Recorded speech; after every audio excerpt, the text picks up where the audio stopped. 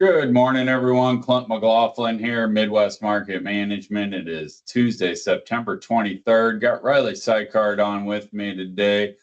Riley, harvest here in the U.S. pretty much wide open, and down in the southern hemisphere, sounds like Brazil's, starting to get a little of the moisture they need, maybe a little bit of cool down, and they got planters underway. So a lot of real estate to cover here. What do we got on the horizons for us today? We're going to have a lot of planners rolling in South America, so I'll just hop in here. Before we get into the maps, first thing I want to do is put into perspective how big of an area this is.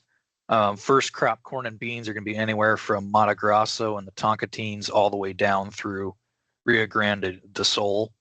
So huge area here, Brazil. And if you put that into a U.S. map, just Mato Grosso, which is a one province of this region, it is almost the entire Midwest. So this is a huge area that isn't just getting, a 1 to 2 sentence answer to how does the weather look, because it's such a wide array of crops and how it's planted and how it's managed. So areas to watch, looking at building a little bit easier to look at map than this one. Clint, you and I were just talking about that, but Mato Grosso, 32% over the past 5 to 10 years of the bean crop. So that's your big area to watch. And as you can see, everywhere in between, a lot of stuff growing. So moving into planting progress here, we've got corn and beans. First, I'll touch on the beans quickly. Paraná, which is one of the southern regions, is 8% planted. That's compared to a 5 average, so a little bit ahead because they've had some rain over the previous month, so not shocked to see that. But other than that, bean planting relatively unstarted yet. Looking on the corn planting side of things, a little bit ahead of average, the 5-year average, 26% on average compared to 29 is where we are at this year. So I'd attribute a lot of that to some rain that has came over the last 2 weeks that's allowed a lot of guys to just keep the planters rolling, where some years guys are waiting it out and they want to see the dry snap end before they stick the crop in the ground. So moving into here, the next 1 to 5 day temperatures. Clint, you mentioned the heat's gone a little bit. Personally, I'm now no fan of the 90s, but in terms of crops and how that's affected, yeah, looking a lot better on this map for farmers down there in South America. The southern regions where a lot of plantings going on, temperatures anywhere from the high 70s to low 80s, so pretty much set to ideal down there for planting conditions. Mato Grosso, which there has been some starts, as we saw the planting conditions for the beans, they were up to 1%. Still warm, but compared to 2 weeks ago when the average temp was about 105, I think they might have thrown their sweatshirts on. Oh, it's all about mindset, Riley. If you think 90 degrees is hot, that just means you haven't spent enough time at 108. Exactly.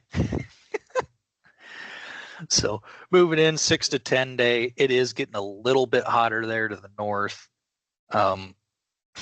Like you just said, not really anything unusual for these guys. So I wouldn't expect that to cause much of a disturbance, especially crops aren't out of the ground yet. So having temperatures this hot when stuff's still in the bag is not really a national yield effector. So looking at the last 2 weeks of rainfall, this is the reason that a lot of planters are getting rolling. A lot of Mato Grosso last week got rainfall. Regions there in the southwest got mist, but pretty much everywhere else got at least some kind of rain. Goiás did as well. So I would expect bean planting progress to really rapidly pick up in those regions compared to some years where they have to wait on rains. Down here in the deep south, Rio Grande do Sul, they've had enough rains there that their their planting progress is pretty far along. I wouldn't be surprised to see that maybe slip a little bit, as they've had enough that planters might be parked and waiting for it to dry out a little bit. But other than that, it's kind of a mixed bag when you look at the two of them. So I would expect the north to be catching up to the south in terms of corn planting progress. So looking at the 1 to 5 day here, some chances for some small rains still. This has been a continued pattern over the last 10 days. So not really anything new there. Regions that don't get enough rain to keep them out of the field, they're going to be running. Pretty simple. So 6 to 10 day, not a whole lot in the forecast. So I would expect those reports as we get into the first, second weeks of October to have quite a bit of progress made. As of right now, not a big yield crusher. They want to get their. If anything, you're worried about, that 6 to 10 day, the heat's coming back and the, dryness is setting back in. So it'll be interesting to see how this shakes out because they kind of got a little window here, but will they actually start to, I don't know the answer to this, Riley, but I'm just questioning, will they kind of, take the foot off the gas pedal here a little bit until we see something coming later into that 6 to 10 day or a shift there.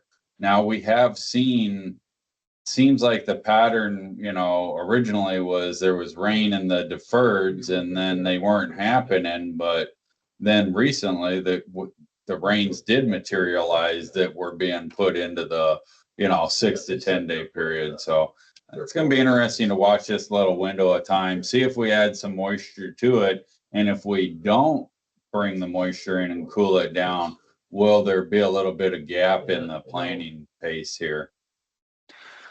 Really good question there, Clint. I guess it's going to be a really case by case basis. I can't speak for farmers down in South America. I know they're a lot bigger acres, so they don't exactly see what their neighbor's doing. But I always say here in the States, a lot of guys, they start planting as soon as the neighbor does. So I wouldn't be shocked if one guy goes, maybe they all follow suit. But we'll have to wait and see, because you brought up a really good point. If that hot, dry spell does come back into place, will guys put on the brakes and be more patient?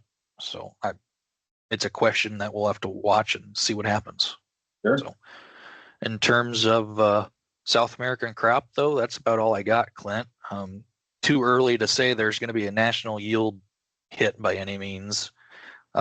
Projected acres did come out last week, and they are still looking to expand as they have the past, I don't know, pick a year on the calendar over the last 20. I think they've expanded about every year. So pretty much every year since I got into the business. So wouldn't expect a whole lot different here. So again, Clint McLaughlin, Riley Sykard, thanks for tuning in for South America weather from a national yield perspective. Be on here again on Thursday to let you know how we're doing, and we'll see if there's any rain moving into that extended forecast. That's going to be the key thing to watch, in my opinion, as to whether or not planting stays on track. So appreciate everybody tuning in. Thanks a lot and have a great day. This material has been prepared by a sales or trading employee or agent of Midwest Market Management and is or is in the nature of a solicitation. This material is not a research report prepared by of Midwest Market Management Research Department.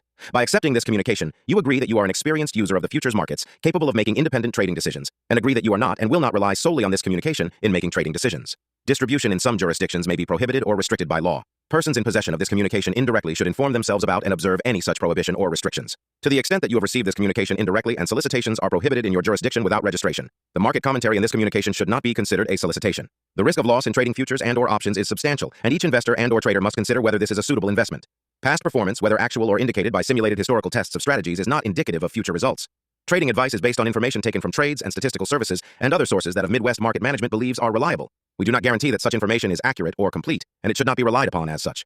Trading advice reflects our good faith judgment at a specific time and is subject to change without notice. There is no guarantee that the advice we give will result in profitable trades.